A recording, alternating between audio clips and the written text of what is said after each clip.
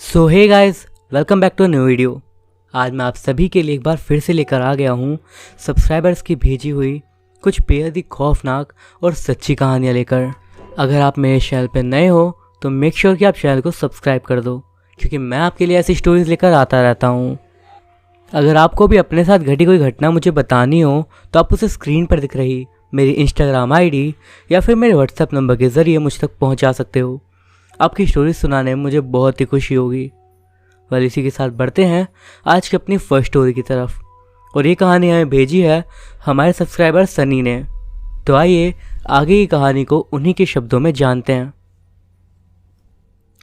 मेरा नाम सनी है और ये जो घटना मैं आपको बताने जा रहा हूँ ये उस समय की है जब मैं इंजीनियरिंग की पढ़ाई कर रहा था।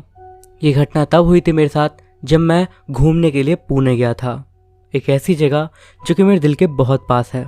दरअसल उस टाइम पर मैं पढ़ाई से फ्री होकर थोड़ा घूमना चाहता था, तो मैंने अपने एक दोस्त जिसका नाम आदित्य था उससे मिलने का प्लान बनाया। वो मेरा मुंबई का ही दोस्त था। बाद में वो अपनी पढ़ाई के लिए पुणे में शिफ्ट हो गया। उसने वहाँ पर अपने कुछ कॉलेज के फ्रेंड्स के साथ मिलकर एक बंगला ले रखा था। वो एक काफ़ी अच्छी जगह थी जो कि मेन सिटी से अलग थी और थोड़ी ऐसी जगह पर थी जहाँ पर थोड़ा जंगल वगैरह टाइप का एरिया था। वहाँ पे प्राइवेसी बहुत अच्छी थी। सुशील मुझे वहाँ पर काफ़ी लंबे समय से इनवाइट कर रहा था, बट उस पर्टिकुलर टाइम के आसपास उसके जो सारे दोस्त थे जो कि वहाँ पर रहते थे वो सभी लोग अपने अपने होम टाउन गए हुए थे और लगभग 1 महीने तक वहाँ पर कोई नहीं आने वाला था। तो इसीलिए मैंने भी सोचा कि इससे बड़े जाने का टाइम नहीं होगा कोई, तो मैंने वहाँ पर जाने का फ़ैसला करा। मैंने वहाँ पर कुछ दिन रहने का प्लान बनाया और उसके बाद यही सोचकर मैं वहाँ के लिए निकला। हमारा एक और दोस्त जिसका नाम विक्रम था वो बेंगलोर में पढ़ता था और वो भी हमारे साथ रहने के लिए वहाँ पर आने वाला था। तो जैसा कि मैंने प्लान करा था, मैं आदित्य के घर लगभग दोपहर में 2 या 3 बजे के आसपास पहुँच गया था। वैसे पहुँच तो मैं थोड़ा जल्दी ही जाता, बट थोड़े ट्रैफिक वगैरह के लिए और मेरी ट्रेन भी लेट हो गई थी, इसी वजह से मैं लेट हो गया। इसके बाद एक बार जब मैं मेन सिटी से बाहर निकला तो उस जगह की लोकेशन ढूंढने में भी मुझे थोड़ी सी दिक्कत हुई, बट ये सब कुछ वर्थ इट था और मैं वहाँ पर आखिरकार पहुँच गया। थोड़ी देर वहाँ पर बैठने के बाद आदित्य ने मुझे अपना वो पूरा घर दिखाया। ये काफ़ी ज़्यादा अच्छा घर था जिसमें डाइनिंग रूम का साइज़ अच्छा खासा था और ग्राउंड फ्लोर पे 3 बेडरूम्स थे। फर्स्ट फ्लोर पे एक रूम था जिसके ऊपर टेरेस थी। इनफैक्ट मैंने तो ऊपर छत पर सोने का ही प्लान बनाया था, क्योंकि खुले आसमान के नीचे सोने में इतना ही मज़ा है। ये काम मैं तब बहुत करता था जब मैं दिल्ली में रहा था। दिल्ली वाले लोग इस बात से अच्छा खासा रिलेट कर जाएंगे। वहाँ पर पहुँचते वक्त एक चीज़ जो मैंने नोटिस करी वो ये कि उसके घर से लगभग 1 किलोमीटर आसपास तक या फिर एटलीस्ट 900 मीटर तक कोई घर नहीं था। इसके बाद मुझे आदित्य ने बताया कि जो विक्रम की ट्रेन थी वो रात में 1 बजे आने वाली थी और इस कारण उसको लेने के लिए वो खुद ही वहाँ पर जाने वाला था। उसने मुझसे कहा था कि मैं भी उसके साथ चलूँ, बट क्योंकि मैं दिन भर की अपनी ट्रैवल से ही काफ़ी ज़्यादा थक चुका था, इसीलिए मैंने उससे कहा कि मैं घर पर आराम करूँगा, तुम उसे ले आना। बाकी का दिन तो ऐसे ही निकल गया। इसके बाद रात के 10 बजे करीब हम लोगों ने डिनर कर लिया और उसके बाद हम दोनों बैठ गए। आदित्य ने मुझसे बोला था कि वो 11:15 करीब वहाँ से निकल जाएगा उसे लेने के लिए। हम दोनों वहाँ बैठकर बात कर रहे थे और लगभग 11:15 के आसपास मेरी सोफे पर बैठे बैठे ही आँख लग गई। इसके बाद आदित्य ने जैसा प्लान कर रखा था वो विक्रम को लेने के लिए वहाँ से निकल गया। इसके बाद लगभग मैंने 1 घंटे की नींद तो आराम से ले ली, बट इसके बाद एकदम से किसी आवाज़ के कारण मेरी आँख खुल गई। जैसे ही मेरी आँख खुली पूरे घर में सिर्फ अंधेरा हो रहा था और इस चीज़ से मैं थोड़ा डर सा गया। फिर मैंने अपने आप को ये कहते हुए दिलासा दिया कि मुंबई जैसा कोई बड़ा शहर नहीं है, यहाँ पर बिजली कटती रहती है बीच बीच में। मैंने सोचा आराम से यहाँ पर पड़ा रहता हूँ, थोड़ी देर में लाइट वगैरह खुद ही आ जाएगी। अब मैं बैठा ही था कि तभी एकदम से वो जो खिड़की थी जो कि उस रूम में थी जहाँ पर मैं बैठा हुआ था, उस खिड़की से कुछ आवाज़ सी आने लगी, कुछ ऐसी आवाज़।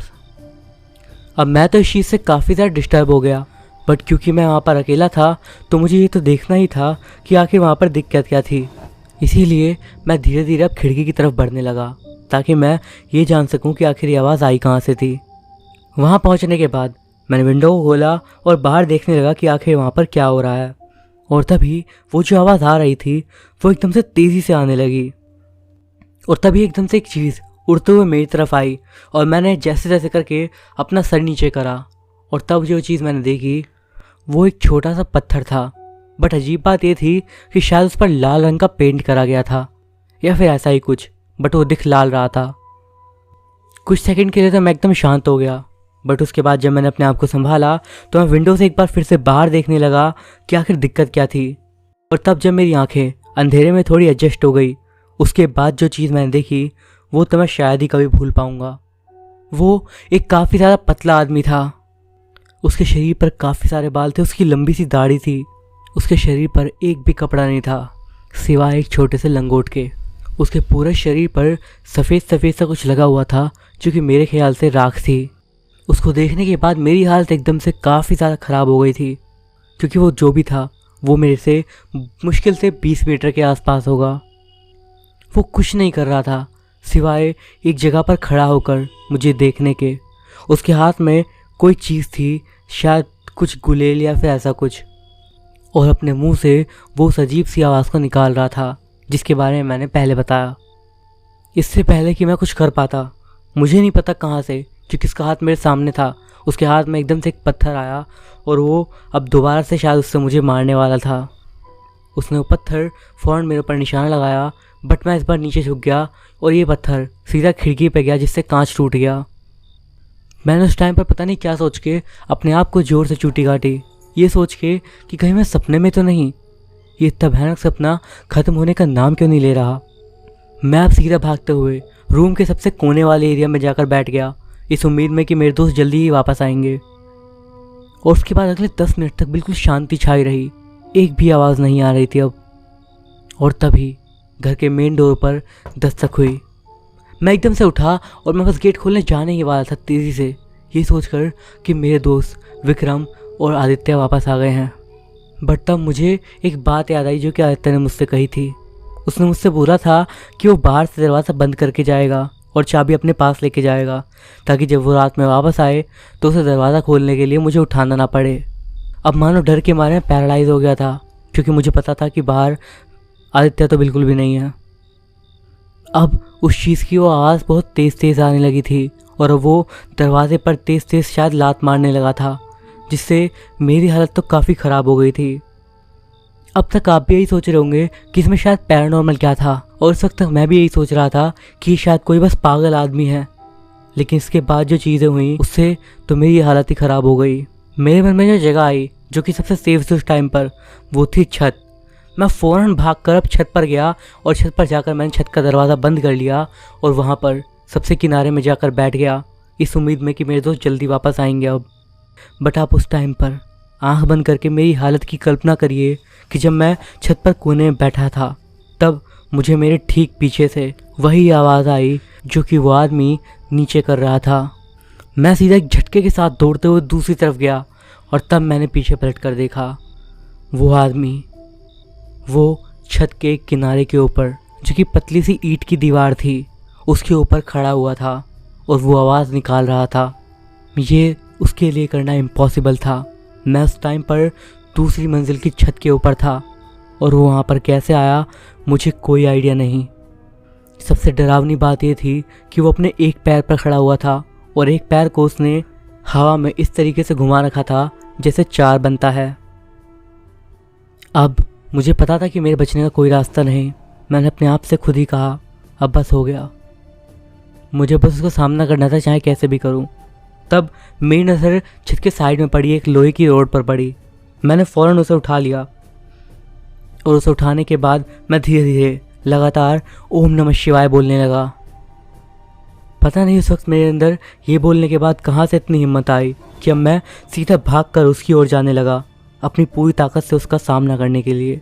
और जब मैं बस उससे 2 फीट की दूरी पर होऊंगा, मैंने उस लोहे की रोड को इस कदर फेंका कि वो उसके पेट पर लगने वाली थी। वो उस रोड से बचने के लिए ज़ोर से हवा में कूदा और उसकी कूद काफ़ी ऊंची थी।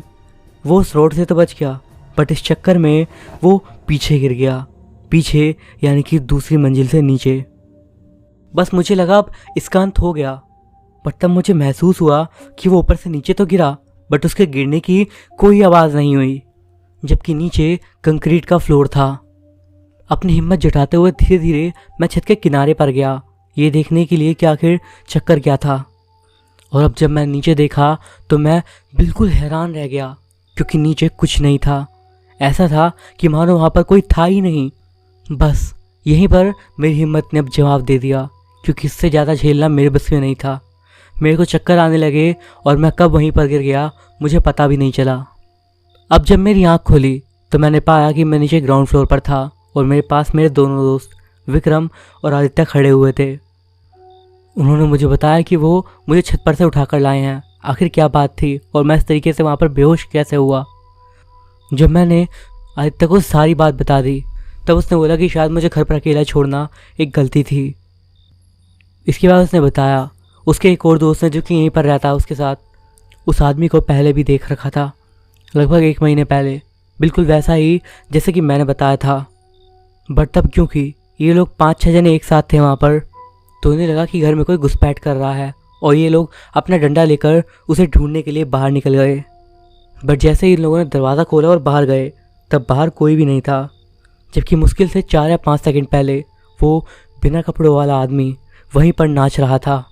इसके बाद वहाँ पर जो सबसे नज़दीकी गांव था वहाँ के कुछ लोग जो कि उनके जान पहचान वाले थे, उनसे उन्हें पता लगा कि उस गांव में एक आदमी था जो कि किसी तरह की शैतानी क्रियाएं करता रहता था।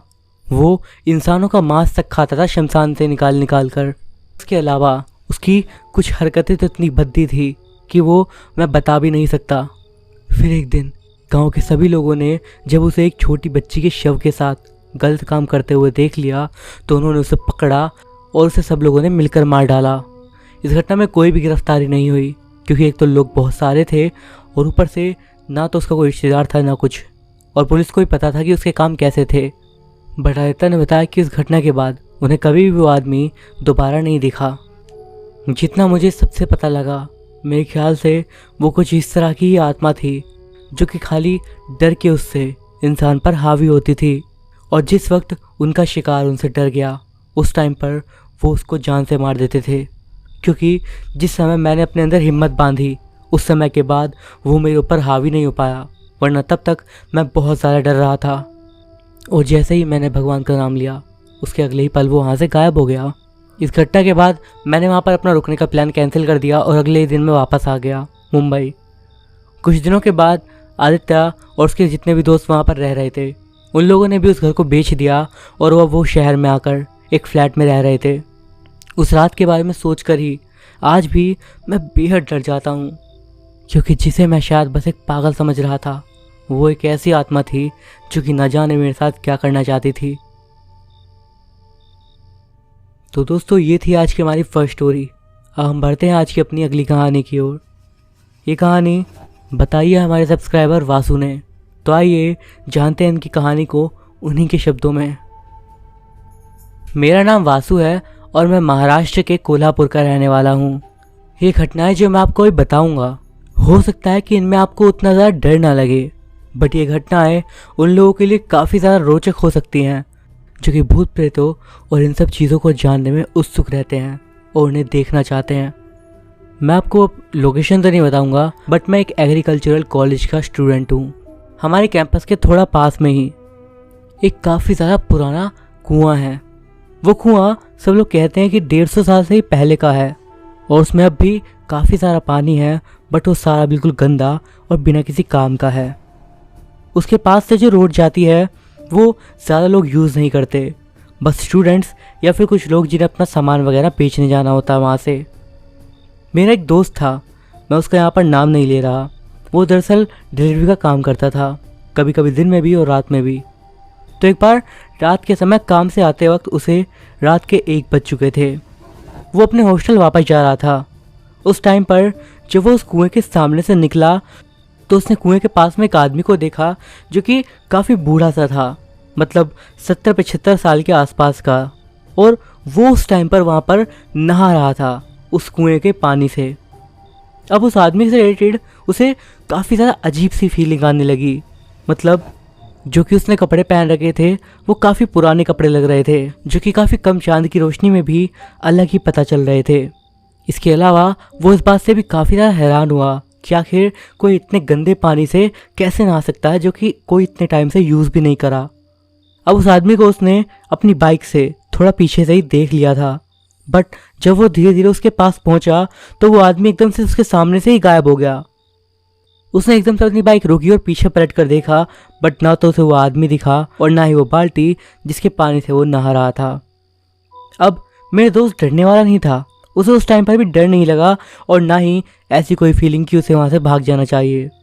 बट वो चुपचाप जैसे आया था वैसे ही वो वापस अपने हॉस्टल आ गया। जब उसने मुझे ये बात बताई तो मुझे उस पर यकीन हो गया, क्योंकि वो ऐसा नहीं था जो कि झूठ बोले या फिर ये सब बस बातें बनाए। मैंने आसपास अपने लोगों से पूछा और तब मुझे पता चला कि ये घटना वहाँ पर पहली बार नहीं हुई थी, बल्कि पहले कई लोगों के साथ हो चुकी है। और उससे जुड़ी एक कहानी भी है जो कि कुछ इस तरीके की थी। लगभग साल 1900 के आसपास में एक औरत थी जिसकी उम्र रही कोई 90-95 साल से ऊपर की होगी। वो बूढ़ी होने के बाद नॉर्मली मर गई। उसका एक बेटा था जिसकी उम्र लगभग 70-75 साल के आसपास की थी। उसकी भी हालत कुछ खास नहीं थी और वो अस्थमा का मरीज़ था। उस टाइम पर अस्थमा की कोई ख़ास दवाइयाँ नहीं मिलती थी और वो तो काफ़ी ज़्यादा हैरानी की बात थी कि अस्थमा होने के बावजूद भी उसने इतनी लंबी ज़िंदगी जी ली थी। उसने कभी भी शादी नहीं करी और वो हमेशा अपनी मम्मी की सेवा करने में लगा था। उसने कहा था उसकी इच्छा थी कि अपनी मम्मी के मरने के बाद वो उनका अंतिम क्रियाक्रम अपने हाथों से करेगा। उसने ये सब करा भी जब उसकी माता की मौत हो गई और उसने उनका पूरा क्रियाक्रम भी करा। अब हिंदू धर्म में एक रिवाज होता है, जब भी आप कभी शमशान वगैरह पर जाते हो तो घर में घुसने से पहले आपको स्नान करना होता है और ये काफ़ी ज़रूरी होता है। बट उस टाइम पर उस बूढ़े आदमी के परिवार वालों ने, बाकी जो उसके रिश्तेदार थे, उन्होंने उसे ये चीज़ नहीं करने दी क्योंकि उसकी हालत ख़राब हो रही थी उस टाइम पर और वो लगभग बेहोश ही हो रहा था। उसे उसके घर वाले जैसे तैसे संभालते हुए घर के अंदर लेकर जाने लगे। रास्ते में जाते जाते भी वो बार बार जिद करता रहा कि मुझे नहाना है, मुझे नहाने दो, वरना मेरी माँ की आत्मा को शांति नहीं मिलेगी। अगले दिन सुबह सुबह वो आदमी मर गया और उसके मरने के बाद अक्सर कई बार उसे लोगों ने देखा उसी कुएं के पास जहाँ पर वो नहाने के लिए डेली जाता था। और उस जगह पर वो हमेशा किसी न किसी अजीब टाइम पर दिखता था, सुबह के 3-4 बजे, रात में 10-11 बजे। जब मुझे सारी बात पता लगी तो मेरे अंदर भी एक इच्छा आई कि मैं उस आदमी को देखना चाहता हूँ। अब जैसा कि मैंने आपको बताया, वो जगह मेरे कैंपस से ज़्यादा दूर नहीं थी, तो रात में मेरे लिए भी हॉस्टल से आधा मील दूर जाना कोई ख़ास बड़ी बात नहीं थी। इसीलिए मैं भी अब उस कुएं के पास उल्टे सीधे समय पर जाने लगा, कभी रात में 12 बजे, कभी 3-4 बजे सुबह। बट वहाँ पर कभी भी मेरे साथ कुछ अजीब नहीं हुआ, ना डरावना। बस वहाँ पर एक अलग सी शांति रहती और वो मुझे सच में पसंद आती थी। मैं वहाँ पर जितनी बार भी गया मुझे वहाँ पर कभी भी कुछ नहीं दिखा।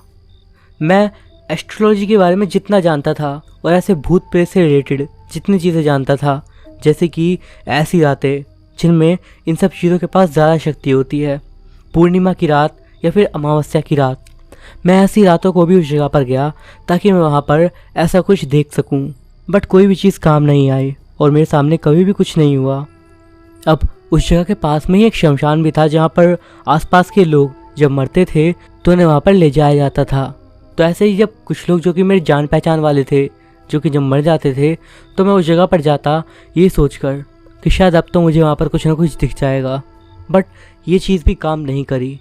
तब इसके बाद मुझे कुछ पुजारियों के बारे में पता चला जिनका परिवार कई सालों से या कई दशकों से उस गांव में लोगों के लिए कार्य करते थे और उसके अलावा वो अपने पास एक काफ़ी बड़ी पुस्तिका भी रखते थे जिसमें वो वहाँ रहने वाले लोगों के जन्म मरण का ब्यौरा रखते थे। जैसे तैसे करके मैं उन तक पहुँच गया और काफ़ी मेहनत के बाद उस आदमी का नाम वगैरह निकालने के बाद मैं उस आदमी की डेट ऑफ बर्थ तक जान चुका था। और उसके अलावा मुझे यही पता लग गया कि उसकी मम्मी कब मरी थी और वो कब मरा था, और वो समय लगभग 2 महीने बाद ही आने वाला था। इसलिए मैं इंतज़ार करा ये सोचकर कि शायद उसके मरने के टाइम पर मैं उसे देख सकता हूँ। मैं उस रात भी वहाँ पर गया बट वहाँ पर तब भी मुझे कुछ नहीं दिखा। अब इस सब को 6 महीने बीत चुके थे और ये घटना मेरे दिमाग से धीरे धीरे धुंधली हो रही थी और मैं बस अब इस चीज़ में गिव अप करने वाला था क्योंकि मुझे एक भी चीज़ कभी नहीं दिखी थी। बट इस चीज़ को छोड़ने से पहले मेरे एक जो गुरु थे, मैंने उन्हें पूरी घटना बताई। तब उन्होंने मुझसे कहा कि मैं इस घटना को एक बिल्कुल ही गलत नज़रिए से देख रहा हूँ। इसके बाद मुझे नहीं पता, उन्होंने ज़मीन पर कुछ तो बनाकर उन्होंने मुझे एक डेट बताई और कहा कि उस रात मैं वहाँ पर जाऊँ आधी रात के समय। इसके अलावा उन्होंने मुझसे कहा कि मैं मंदिर से कुछ सफ़ेद फूल, 2 नींबू, एक नारियल, जो कि उन्होंने मुझे मंत्र पढ़ के दिया था, ये सब मुझे उन्होंने वहाँ पर ले जाने के लिए कहा। और कहा कि जब मैं उन्हें देखूं उसके बाद ये सारा सामान वहाँ पर रख दूं और एक बार हाथ जोड़कर उनके लिए प्रार्थना करूं ताकि उनकी आत्मा को शांति मिल सके। जो उन्होंने मुझे तारीख बताई थी उस तारीख को मैं वहाँ पर गया और तब मैंने अपनी आंखों से ये सब कुछ होते हुए देखा, ठीक वैसे ही जैसे कि मेरे दोस्त ने देखा था। और इस बार तो अजीब बात ये थी कि जब मैं उनके पास भी चला गया तब भी वो गायब नहीं हुए, जैसे कि मेरे दोस्त वाले केस में हुआ था। मैंने उस आदमी को अपनी आंखों से देखा जो कि दिखने में काफ़ी ज़्यादा बीमार लग रहा था। वो जैसे जैसे कि सांस ले रहा था उसके लिए काफ़ी ज़्यादा दिक्कत हो रही थी। वो धीरे धीरे जैसे जैसे करके बाल्टी से पानी निकालता और उसे अपने ऊपर गिराता। उसने मेरी ओर देखा और सच कहता हूँ उस वक्त मेरे मन में किसी भी तरह का डर नहीं था, बल्कि मेरे मन में एक तरह की हमदर्दी थी उसके लिए। इसके बाद जैसा मुझसे कहा गया था मैंने वैसा ही कर दिया।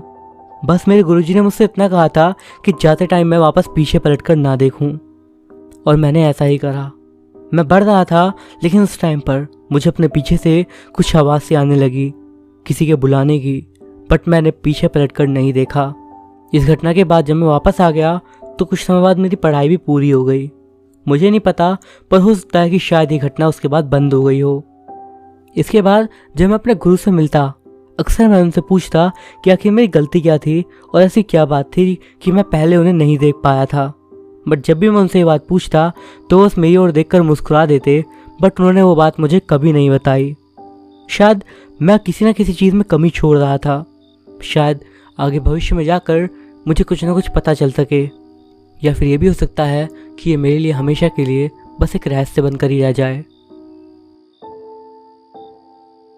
इसी के साथ बढ़ते हैं आज की अपनी अगली घटना की ओर, और ये घटना हमें बताई है हमारे सब्सक्राइबर फैज़ान ने।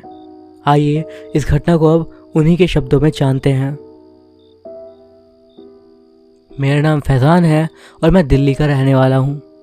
ये घटनाएं जो कि मैं आपको बताने वाला हूँ ये सारी की सारी घटनाएं एक ही रात में हुई हैं और अलग अलग लोगों के साथ हुई है, जिन्होंने कि सबने अगले दिन सबको एक साथ बताई। बट सच में ये काफ़ी ज़्यादा डरा देने वाला एक्सपीरियंस था मेरे लिए और बाकी सबके लिए। उस टाइम पर हमारी जॉब में हमें नाइट शिफ्ट करनी पड़ रही थी क्योंकि काम बहुत ज़्यादा था, और ऐसी नाइट शिफ्ट्स में से एक रात में ये हुआ।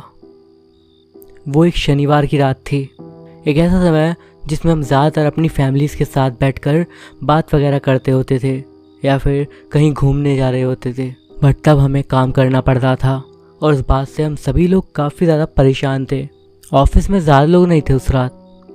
हाउसकीपिंग और सफाई करने वाले, रिसेप्शनिस्ट और एक बंदा और जो कि मेरे साथ काम कर रहा था। उस टाइम पर दरअसल हमें एक आईटी इम्प्लीमेंटेशन का काम करना था। एक वीसेट सैटेलाइट के लिए हमें एक एंटीना को छत पर सेटअप करना था, जिसमें मेरी हेल्प 2 लोग और कर रहे थे जो कि मेरे ही तरह इस नाइट शिफ्ट की वजह से काफ़ी ज़्यादा दुखी थे। बट काम तो हमें करना ही था क्योंकि अगले ही दिन ये सारा काम हम लोगों को निपटाना था। हमें एंटीना का काम करते करते रात के लगभग 12 बज चुके थे। एंटीना का वज़न काफ़ी ज़्यादा था और इसी वजह से ये काम करना भी और ज़्यादा मुश्किल हो गया था। एंटीना को सेटअप करने के बाद थोड़ा बहुत काम और रह गया था जो कि हमने एक ब्रेक के बाद करने का सोचा। तब तक सब कुछ सही चल रहा था, बट इसके बाद ये घटनाएं होना शुरू हुई। सबसे पहली घटना हुई रिसेप्शनिस्ट के साथ। हम लोग ब्रेक लेने के लिए नीचे कैफेटेरिया में आए थे, ग्राउंड फ्लोर पर। हम लोग कॉफ़ी पीते पीते बातचीत कर ही रहे थे कि उस टाइम पर एकदम से एक ज़ोरदार चीख आई। हम सभी लोग एकदम हैरान हो गए और सीधा भागते हुए बाहर आए। तो हमारा जो रिसेप्शनिस्ट था, जिसका नाम हम मनोज मान लेते हैं, वो एक कोने में खड़ा हुआ था और बहुत ज़्यादा डरा हुआ था, बिल्कुल पसीने से भीगा हुआ। हम में से एक बंदा उसके पास गया और उसे शांत कराने की कोशिश करने लगा, क्योंकि वो बहुत ज़्यादा डरा हुआ था। उसे शांत कराते कराते ही लगभग 10 मिनट निकल गए हम लोगों को। उसके बाद जाकर उसने अपने साथ हुई घटना के बारे में बताया। उसने बताया वो अपने डेस्क पर बैठकर अपनी एंट्रीज का काम कर ही रहा था और काम करते करते काफ़ी देर से थोड़ा बोर भी हो गया था। इस वजह से कब काम करते करते एकदम से ही उसकी आंख लग गई, उसे भी नहीं पता लगा। उसने बताया कि उसकी आंख बंद हुए लगभग थोड़े ही सेकंड बीते होंगे कि तब उसे एक ज़ोरदार थप्पड़ लगा। वो एकदम से उठा और हैरान रह गया कि ये आखिर किसने करा। उसने अपने आसपास देखा बट उसे कोई भी दिखाई नहीं दिया। बट उसके साथ ये घटना यहीं नहीं रुकी। वो जिस टेबल पर बैठा था एकदम से ऐसा लगा उसे कि किसी ने उस पर ज़ोर से लात मारी हो और वो टेबल से नीचे गिरा। इसके बाद उसे एक बार फिर से ज़ोर ज़ोर से कई थप्पड़ अपने गाल पर महसूस हुए। बट डराने वाली बात इसमें यह थी कि उसे कोई भी अपने आसपास दिख नहीं रहा था। डर के मारे वो एक कोने में चला गया और वहीं से वो चिल्ला रहा था। पहले तो हम सभी लोग हैरान रह गए, बट उसकी बात सुनने के बाद हम सीधा सीसीटीवी चेक करने के लिए गए और जो हमने उसमें देखा हम सब लोग हैरान रह गए। वो आराम से बैठा हुआ था और एकदम से ही किसी अदृश्य चीज़ ने उसे थप्पड़ मारे थे वो, और उसके साथ जितनी भी घटनाएं उसने बताई वो सब सच में हुई थी, जो कि सीसीटीवी में रिकॉर्ड हुई थी। इवन जब हमने उसका चेहरा पास से देखा तो उस पर लाल रंग का निशान हो गया था और वो थोड़ा सूज गया था। हम सभी लोग भी इस घटना से सहमे हुए थे और धीरे धीरे इस पर बात करके एक दूसरे को संभाल ही रहे थे कि तब दूसरी घटना हुई। हाउसकीपिंग वाले अगले दिन के फंक्शन के लिए नीचे बेसमेंट में सफाई कर रहे थे। तब सफाई करते करते उनमें से एक ने उस हॉल के एकदम किनारे में एक लड़की को देखा। एक लड़की जिसकी उम्र ज़्यादा नहीं, बस 17-18 साल की होगी। वो लड़की उन लोगों के सामने ही पास में रखे एक सिस्टम पर बैठी और उसके बाद कंप्यूटर के कीबोर्ड पर मानो टाइपिंग करने लगी। इसके अलावा वो एक अजीब सी भारी आवाज़ में गाना गाने लगी। सबको पता था कि उस जगह पर उस फ्लोर पर कोई भी नहीं था, इसीलिए वो हाउसकीपिंग वाले सीधा इस बात को गार्ड के पास बताने पहुंचे कि वहाँ पर नीचे कोई है जो कि इस तरह हरकतें कर रहा है। गार्ड फौरन उनके साथ नीचे गया, बट तब उन्होंने देखा कि वहाँ पर कोई भी नहीं था। बट तब एक अजीब चीज़ हुई। भले उन्हें कोई भी नहीं दिख रहा था, बट उन्हें कीबोर्ड पर किसी के टाइपिंग करने की आवाज़ आने लगी और उसी लड़की के गाने की आवाज़ आने लगी, मानो वो अब भी वहीं थी, बस उन्हें दिख नहीं रही थी। अब इस चीज़ से गार्ड भी डर गया और उसने अब हम सबको बुला लिया। हम सब लोग भी वहाँ पर जब गए तो हमें भी वो आवाज़ से सुनाई दी, इवन जबकि वहाँ पर कुछ भी दिखाई नहीं दे रहा था। तो हम में से एक आदमी ने आइडिया दिया कि अक्सर जो चीज़ें आंखों को नहीं दिखती वो कैमरा में दिख जाती हैं, पर उसके लिए हॉल की लाइट्स वगैरह ऑफ करनी पड़ेंगी। इसीलिए हमने हॉल की सारी लाइट्स ऑफ कर दी और फ़ोन का फ्लैश ऑन करके वीडियो रिकॉर्डिंग ऑन कर दी। इसके बाद हम फ़ोन को लेकर इधर उधर घूमने लगे और उससे पूरे हॉल में देखने लगे। शुरुआत के 5 मिनट में हमें कहीं पर भी कुछ नहीं दिखा, बट तब लगभग कैमरे से 30 फीट की दूरी पर हमें धीरे धीरे मानो एक आउटलाइन सी हवा में बनती हुई दिखाई दी, मानो कोई साया वहाँ पर खड़ा हो, जो कि धीरे धीरे गाते गाते एक डेस्क से दूसरी डेस्क पर जा रहा था। इवन वो गाने की आवाज़ भी वैसे ही शिफ्ट हो रही थी जैसे कि हम कैमरे में उस साए को चलते हुए देख पा रहे थे। हम 5 लोग जो कि वहाँ पर थे बस कैमरा को हाथ में पकड़कर देखे जा रहे थे कि आखिर वहाँ पर क्या हो रहा है। और तब मैंने एक चीज़ नोटिस करी जो कि सब लोग देखना भूल गए। वो जो कुछ भी था वो चीज़ धीरे धीरे एकदम हल्की चाल से हमारी ओर बढ़ रही थी।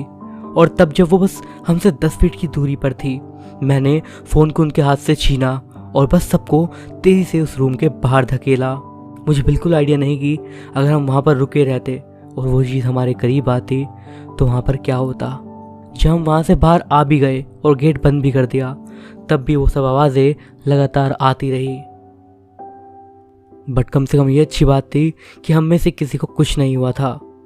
शायद वहाँ पर वो जो भी चीज़ थी वो वहाँ पर अपना टाइम एंजॉय कर रही थी, बट हमने क्योंकि उसे डिस्टर्बेंस किया, इस वजह से उसने हमें वहाँ से भगाने के लिए ऐसा किया। इसके बाद अगली घटना सुबह के लगभग 3 बजे के आसपास हुई। पिछली घटना के लगभग आधे घंटे के बाद हम सब लोग अभी भी बिल्कुल डरे हुए थे। बट मुझे अंदर से लग रहा था कि कुछ ना कुछ अभी होना बाकी है। और तब सुबह के लगभग 3:15 बजे के आसपास हमें छत पर से एक बहुत ज़ोर की आवाज़ आई। हम सीढ़ियों से ऊपर गए और जब हम गए तो हमने देखा कि वो एंटीना जिसे हमने इतनी मेहनत से आधी रात तक वहाँ पर लगाया था, वो सीधा नीचे गिरा हुआ था और फ्लोर पर टूटा हुआ पड़ा था। उसके जो स्क्रूज थे वो बिल्कुल इस तरह के थे कि उस पर किसी के नाखूनों द्वारा नोचने के निशान भी थे। हमें पता था कि ये सब खुद तो बिल्कुल भी नहीं हो सकता। हम बस अपनी आंखों पर यकीन भी नहीं करना चाहते थे। तब मैंने एक बंदे को नीचे भेजा ये चेक करने के लिए कि क्या हमारे पास एक और एंटीना है। तब मैं और मेरा दोस्त छत पर ही टहल रहे थे, उसका वेट कर रहे थे कि तभी धीरे धीरे बरसात शुरू हो गई। और बरसात से बचने के लिए हम लोग छत के पास में एक जो रूम था उसके पास चले गए और वहीं पर रुक गए। एक तो इन सारी घटनाओं को डर, और ऊपर से जिस काम के लिए हम यहाँ पर थे वो काम भी पूरा नहीं हुआ और पूरा होने के बावजूद भी बिगड़ गया, इसलिए हम काफ़ी परेशान थे। और तभी एकदम से हमारे ठीक ऊपर से, जिस रूम के पास हम खड़े थे जस्ट उसके ऊपर से एक आवाज़ आई। जब मैंने आगे बढ़कर ऊपर देखा तब मैं इतना ज़्यादा डर गया कि मैं डर के मारे वहीं जम गया। उस छोटे से रूम की छत के ऊपर एक लड़की थी जिसने गाउन पहन रखा था और वो मानो बारिश का मज़ा ले रही थी। मैंने उसे लगभग 3 से 4 सेकंड तक देखा और उसके बाद वो वहाँ से गायब हो गई। कि तभी वो लड़का जो कि मेरे साथ वहाँ पर मौजूद था वो ज़ोर से चिल्लाया। मैं जैसे ही पीछे पलटा मेरे होश उड़ गए ये देखकर कि वो लड़की अब मेरे से ठीक 5 फीट पीछे खड़ी थी। बट इस बार वो हंस नहीं रही थी पहले की तरह, इस बार वो गुस्से में मुझे देख रही थी और उसका वो गुस्सा इस तरीके का था कि मैं बहुत ज़्यादा डर गया। इससे ज़्यादा वहाँ पर मैं कुछ नहीं देख सकता था। मैं सीधा वहाँ से भागता हुआ नीचे गया और लड़का भी मेरे पीछे पीछे भागता हुआ आया। मैं सीधा बिल्डिंग से ही बाहर आ गया और बाहर आकर रोड पर खड़ा हो गया। इसके बाद वहाँ पर जितने भी लोग थे मैंने उन सबको ये बात बताई। इसके बाद हम सभी लोग कैफेटेरिया में गए और वहीं पर बैठे रहे। अगले दिन जब वहाँ पर हमारे सुपीरियर्स आए तो हमने उन्हें ये सारी बातें बताई और इन सारी चीज़ों से रिलेटेड सीसीटीवी फुटेज जो कि इस बात का सबूत था हमने उन्हें दिखाया। बट इसके बाद भी उन लोगों को हमारी बात पर ज़्यादा यकीन नहीं हुआ और उस बात से ज़्यादा कुछ नहीं बदला। बट जो चेंज बस वहाँ पर हुआ वो ये कि सारे स्टाफ ने वहाँ पर नाइट शिफ्ट करने से मना कर दिया। और करते भी क्यों ना, क्योंकि वहाँ पर एक ही रात में जो जो हमने देख लिया था वो हमारे लिए काफ़ी भयानक था।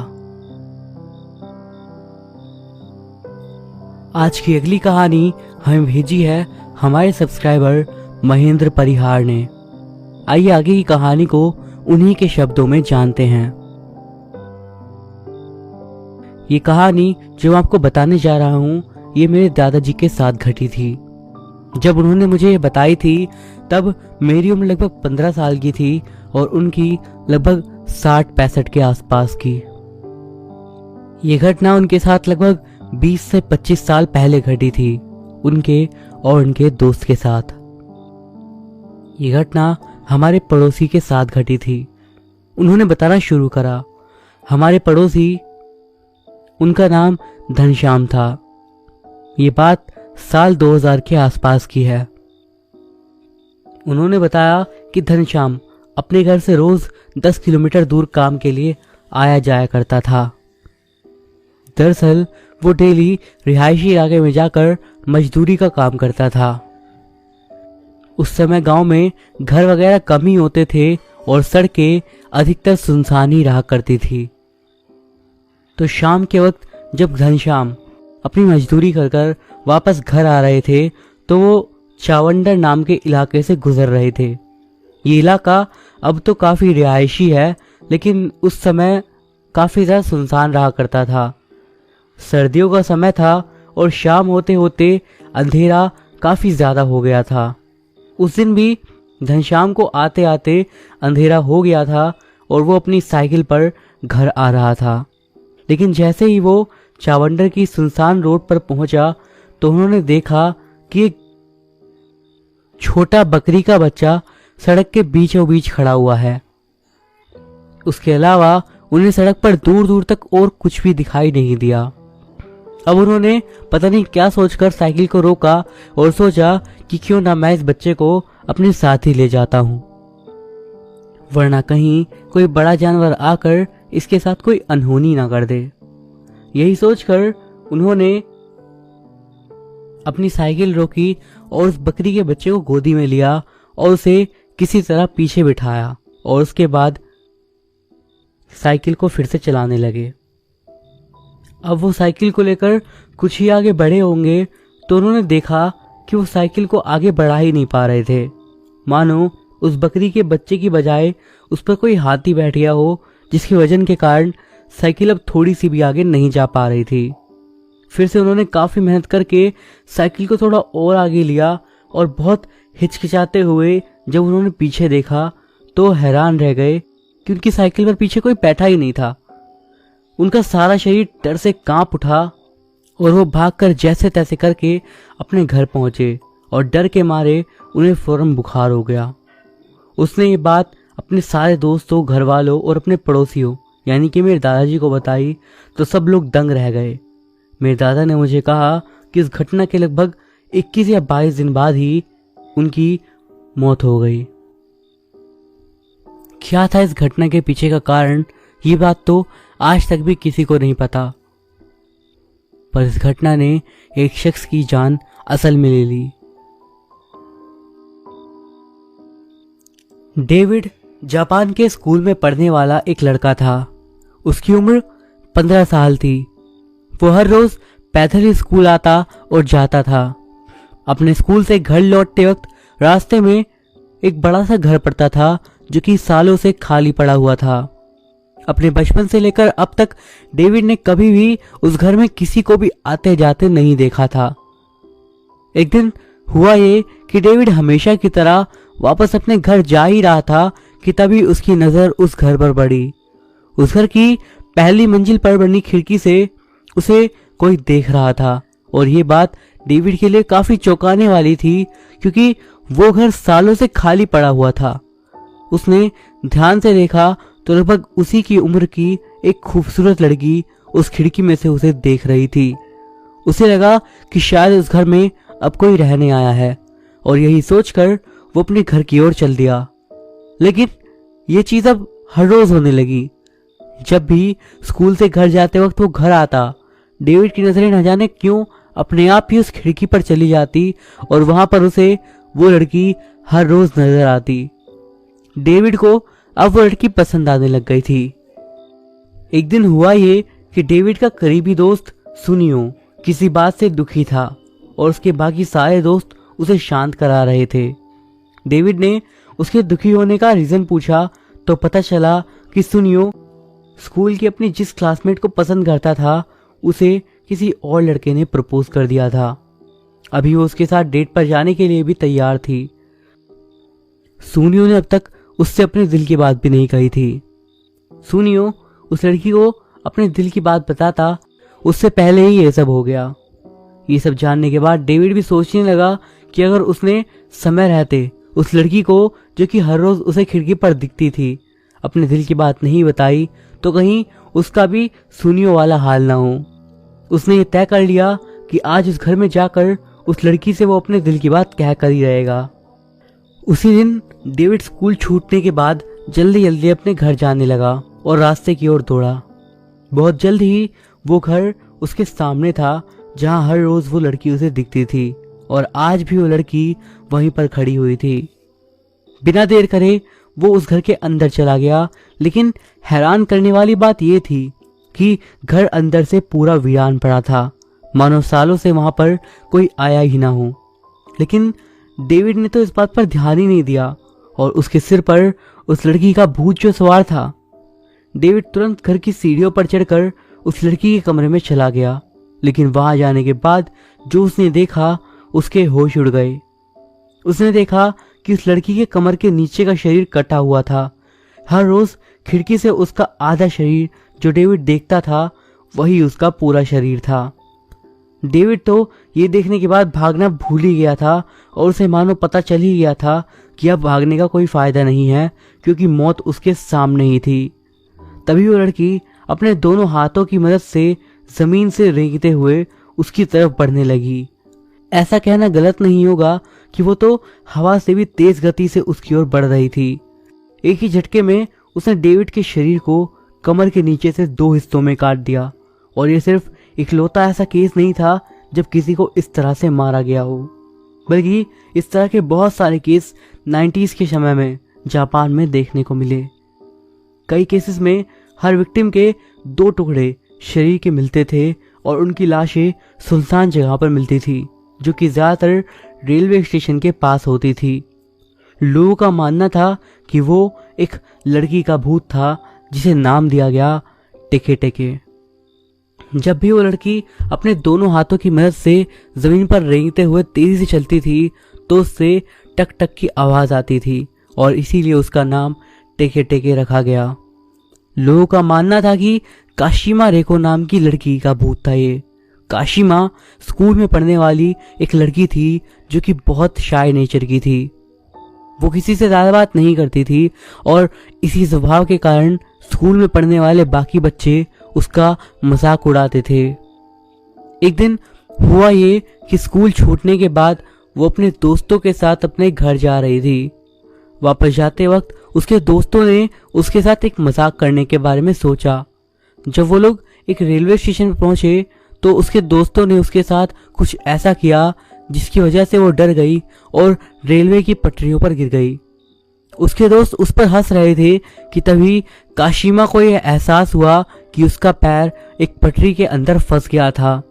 वो उससे बाहर निकलने की कोशिश कर रही थी कि तभी एक तेज रफ्तार ट्रेन वहां पर आई और तेज गति से वहां से गुजर गई। तब तक काशिमा के दोस्त वहां से भाग चुके थे।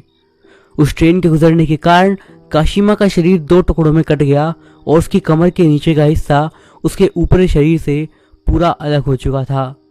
हालांकि इसके बाद भी वो जिंदा थी और दर्द में चिल्ला रही थी और मदद के लिए आवाज दे रही थी, पर कोई भी उसकी मदद करने के लिए वहां पर नहीं था।